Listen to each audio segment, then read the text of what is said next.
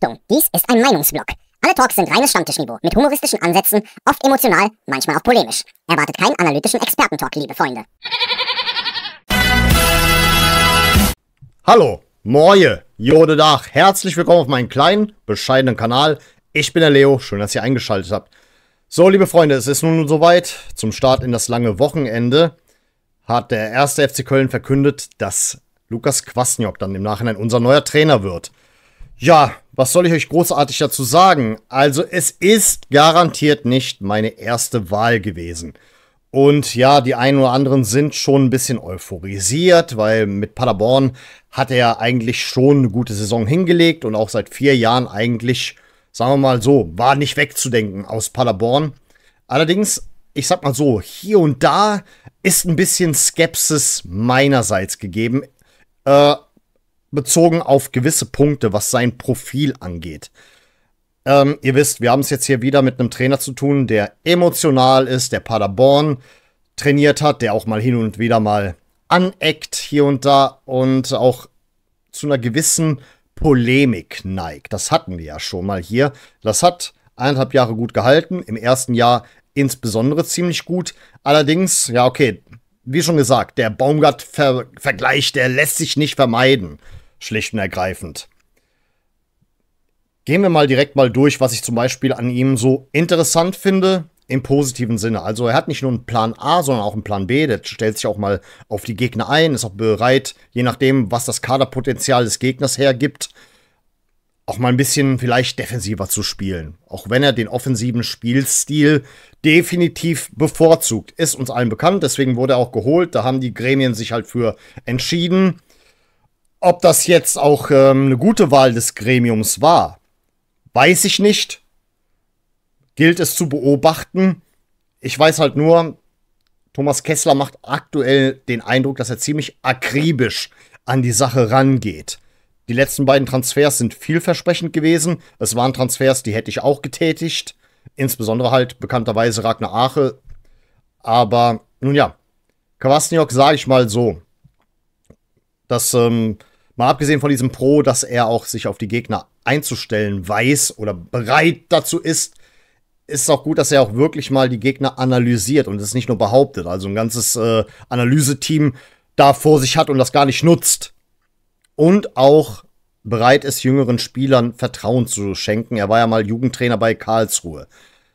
Und ja, sagen wir es mal so, seine Saisons zuvor bei Paderborn und bei Saarbrücken waren ja gut. Kann man nicht sagen. Die waren insgesamt gesehen eigentlich ganz gut, aber mir ist auch die Kontroverse um ihn als Person bekannt. Wir wissen da eventuell, was da auf Mallorca mutmaßlich passiert ist. Ich darf es nicht erwähnen, sonst wird das Video, keine Ahnung, auf FSK 18 gestellt. Oder Schlimmeres. Jedenfalls, ihn hat eine Frau angezeigt für eine der schlimmsten Sachen, die man einer Frau antun kann. Oder generell die schlimmste Sache. Und nun ja, er wurde aber freigesprochen. Direkt, ultimativ. Umgehend. Das muss man auch an der Stelle festhalten. Er ist ein freigesprochener Mann für das, was ihm unterstellt wurde. Was aber gleichzeitig für mich so halt an der Sache so problematisch ist, es ist auf Mallorca passiert. Und ich weiß nicht, ein Trainer, der sich auf Mallorca herumtreibt, ich weiß, man muss auch Jönne können. Allerdings, jetzt ist da schon wieder die Frage, wie viel gönnt er den Spielern? Weil wir haben hier teilweise Spieler, da könntest du glauben, dass ihr Jugendtrainer Icke Hüftgold gewesen ist. Oder Micky Krause. Ich meine, direkt nach dem Aufstieg, Entschuldigung, Gott, der Abstieg ist immer noch so ein Trauma für mich anscheinend. Da ging es ja auch direkt nach Malle. Das ist, was ich meine. So, obwohl zuvor auch diese ganzen Karnevalsgeschichten waren und dergleichen. Das ist halt so ein Ding beim FC. Und ich weiß nicht, ich habe mir ehrlich gesagt einen Trainer gewünscht, der etwas mehr Abstand hat, einen kühleren Kopf. Nun ja, wenn ihr so wollt, wen hätte ich ihm gegenüber bevorzugt? Oder was waren meine eigentlichen Trainerkandidaten? Ganz klar, Urs Fischer, habe ich schon gesagt. Ja, sein Fußball galt als unattraktiv. Aber der Erfolg gab ihm ja recht bei Union.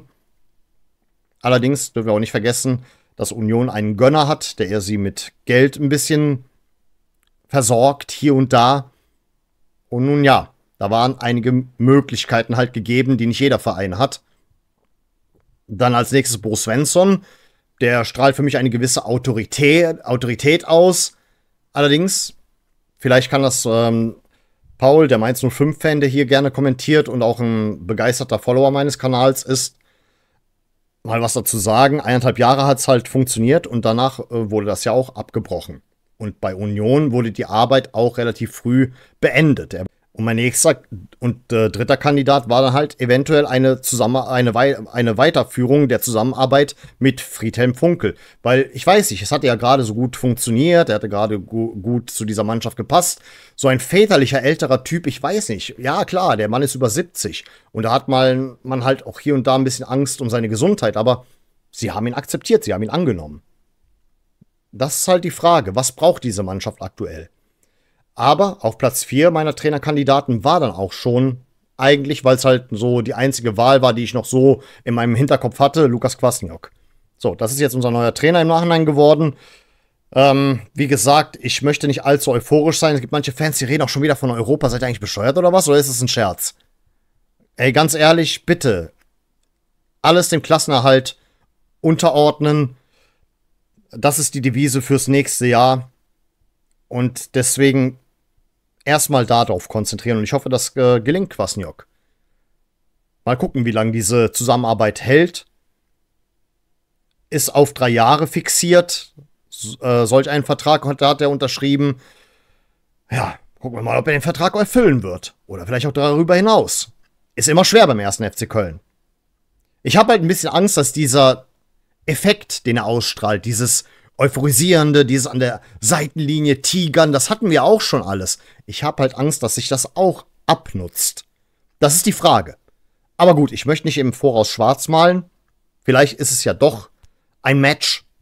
Kann sein, kann auch nicht sein. Wir werden es sehen. Die nächsten Monate werden uns schlauer machen. Jetzt werden sehr viele Spieler ihre Entscheidung zum 1. FC Köln zu wechseln von ihm abhängig machen. Jetzt haben wir unseren Trainer, jetzt haben wir unser Trainerprofil. Und ja, das haken wir mal unter dem Begriff schauen wir mal ab an der Stelle. Das ist jetzt unser Trainer, wir leben damit. Ich bin offen dem gegenüber. Etwas reserviert zwar, aber ich akzeptiere es. Und wie gesagt, willkommen ist er dann trotzdem an der Stelle. Aber ich genieße diese Entscheidung ein wenig mit Vorsicht. Na? Stehe dem Ganzen offen gegenüber, aber wie schon gesagt, ich schließe mich keiner Euphorie an, sondern bin einfach mal gespannt, was sich ergibt.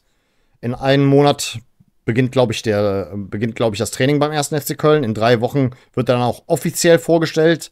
Er wird jetzt auch nochmal diesen Urlaub nehmen. Er hat ja zuvor bei Paderborn gesagt, die Zusammenarbeit wird nicht fortgesetzt. Er fühlt sich ausgelaugt und dergleichen. Naja, dann kam halt der FC und er hat sich umentschieden. Jetzt kann man das sehen, wie man will. Aber machen wir uns nichts vor, es liegt nicht unbedingt am 1. FC Köln, dass er sich umentschieden hat, sondern die Chance, einen Erstligisten zu trainieren.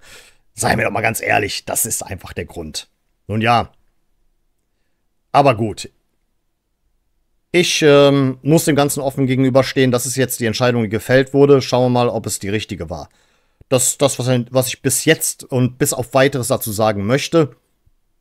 Und ist auch alles, was ich dann zu dieser Thematik jetzt erstmal zu sagen habe. Ja, das war's auch erstmal für heute. Ich bedanke mich recht herzlich für eure Aufmerksamkeit. Vielen Dank fürs Zusehen. Und dann sag ich mal an der Stelle auf Wiedersehen.